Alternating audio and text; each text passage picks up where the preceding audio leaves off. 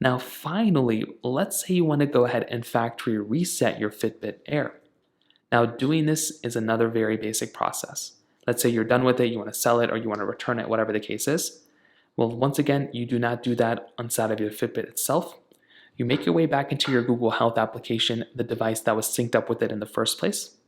So make your way right over into Google, Health.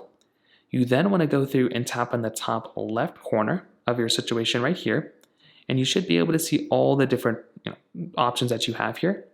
You want to tap onto your Fitbit Air like this. You can kind of scroll through, you can see some more stuff that you want to kind of see here. But at the very bottom, there should be a little system option.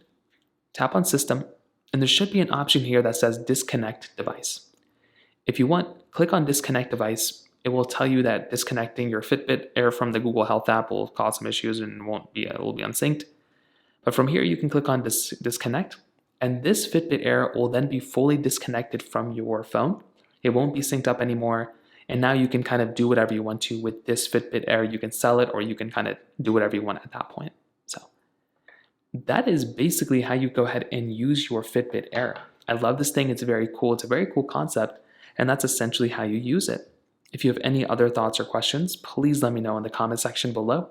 Hit the like button. That would mean so much, but definitely hit that subscribe button. More importantly than everything else, I love every single one of you guys. Hopefully I'll catch you guys in the next video. Peace out till then.